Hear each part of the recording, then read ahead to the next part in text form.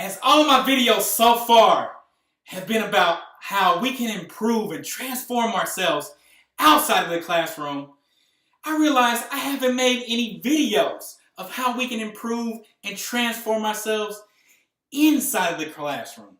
And even while we are outside of the classroom in this 2-year waiting period, we have experienced a feeling inside of the classroom, a feeling that we are very familiar with, one that we felt class after class, a feeling that even in this 2-year waiting period, we need to audit, look inside of ourselves, and transform it. Get with the underlying root cause of this particular feeling that I'm about to share with you, that you know, but that we can't go back with this same feeling to law school. And when we go back and sit down in class, we can't have it. We cannot be like the other inexperienced 1L students who haven't felt what we have felt for over a year, yet we are meant to help these other 1L students. And we are held to God because we have this experience over all incoming 1L students. So we can't be just like them in this sense, in the mental and emotional sense, because we got this experience. So let's take this experience, transform it, and rid ourselves of it. Now, I have 2 reasons why we go into class in fear. That is the feeling that we have felt every single class.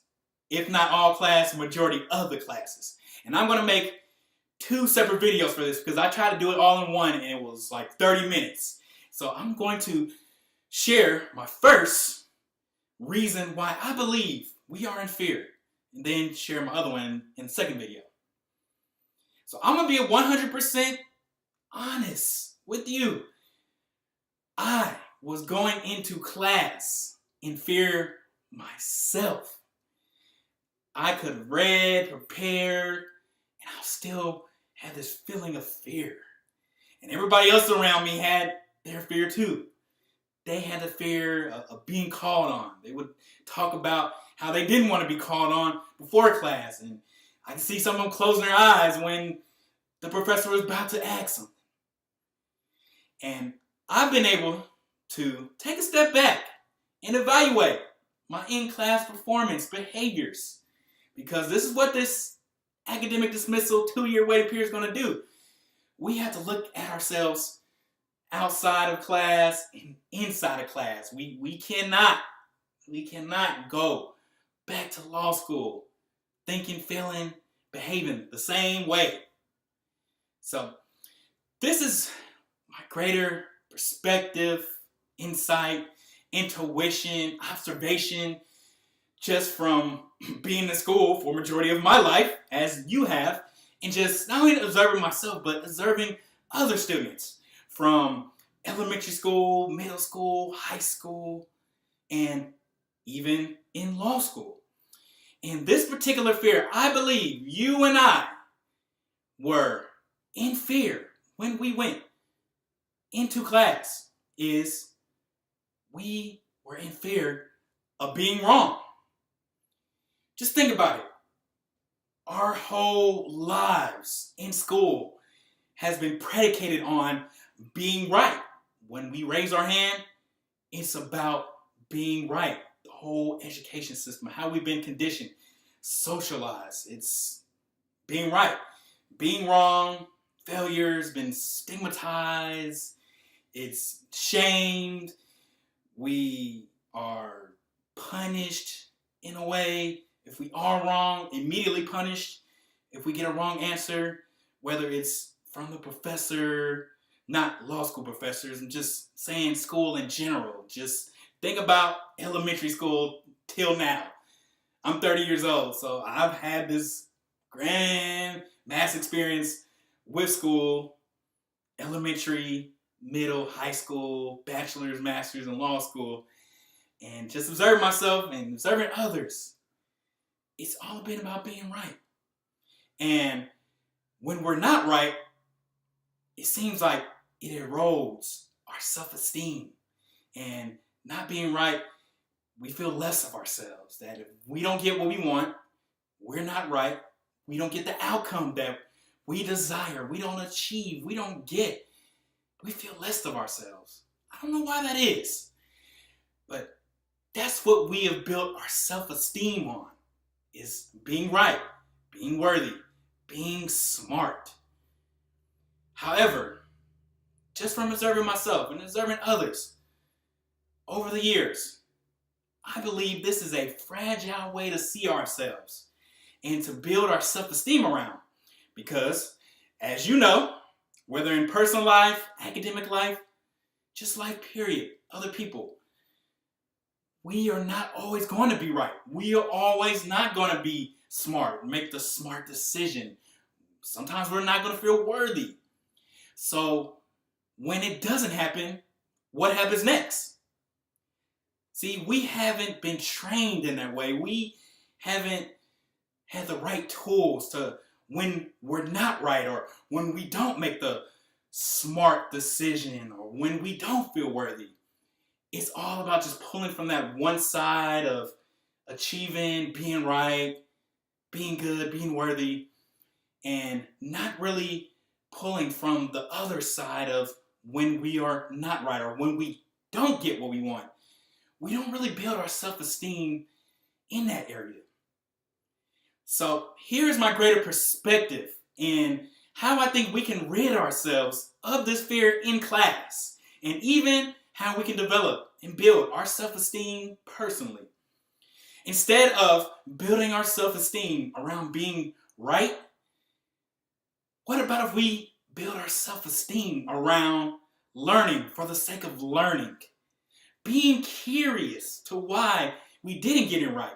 Seeing it as being temporarily wrong. And being curious enough to figure it out so that we can get the right answer more than we're not right. But we have to be okay with not being right. That this perfectionism is a very illusionary, egotistical thing where the ego just wants to lift itself up. It wants to look good right now. It wants to look good in front of others. But this ego and even this fear that we carry into class, it's not the real us. We are bigger than the fear. We are bigger than our ego. We've just trained our impulsive ego. It's been conditioned in just a very, just a improper way that does not serve us. So if we can go into our law school in class, learning for the sake of learning, that we can raise our hand.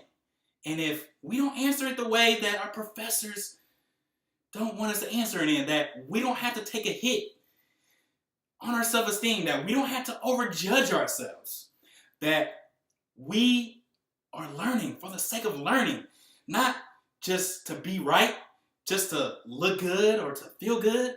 No, we want to evolve. So evolving entails sometimes not being right, that we want to master, we want to dominate this craft of the law. So it's going to require us not being right. Some of our paradigms of thinking, believing, our angles are going to be off. But I'm hoping that this 2-year waiting period and just my videos can just help you to be okay with it. That is not the end. It's not you. You not being right it's not you. That you have the creativity. You have the solutions. And even the personal curiosity to get to the right perspective, the right answer, the right angle. Whether it's a hypothetical, a particular issue, whether it has to do with legal writing, whatever it is, that we have to build our self-esteem around learning, improving, that that is how I built my self-esteem over the years with the LSAT and even just through sports and academics, period, that I fell into the trap of just the law school environment of wanting to look perfect and wanting to be right. But this academic dismissal period has allowed me to take a step back and to evaluate myself of not living in this fear. And I've been doing public speaking with Toastmasters for over 5 years, and that has to deal with fears as well. And as I've told you and shared my story, that I've been walking to my law school for the past 8 years, and even in this 2-year waiting period. So that has dealt with a lot of fears and conquering these fears. So I hope that you can take this perspective, this framework, and that what you build your self-esteem on and what you build it around matters, and that you can build it around learning, improving, because that's who you truly are. We are the ultimate adaptation machines. We are meant to adapt, adjust. That's who we truly are. We are limitless, and being right and always looking to be right is limited. Yes, our legal career is predicated on being right, being on point. Yes, we want to do that. Absolutely. We want to be on point. But I'm just here to tell you that it's not the end of the world. It's okay if we're not right, especially when we're in class. So we're not getting graded. There's no golden stars. There's nothing if we do not get the answer right in class. So I hope this perspective, this greater idea, I've been thinking about this for a long time and just wanted to share it, just hoping that as we are improving ourselves outside of class, that you can use this on outside of class and you can take this when you do get back into law school, because you are getting back in, and that you can build it around learning, improving, being curious. Curiosity is the cornerstone of being and being the best at the craft, at the profession, whatever we are trying to master. Curiosity, that's what it's all about. So we don't have to get bent out over the fear of being wrong, that it's okay, and that other students, new fresh 1L students, will not understand this concept like you and I, but we are meant to teach them and to support them in this. And I hope that you can take this message to heart, to really look inside of yourself and to be more healthy, be more aware, and to be more in love. Because I love you, and I hope that you are keeping it rolling, keeping it going. I know you are. So on to part 2.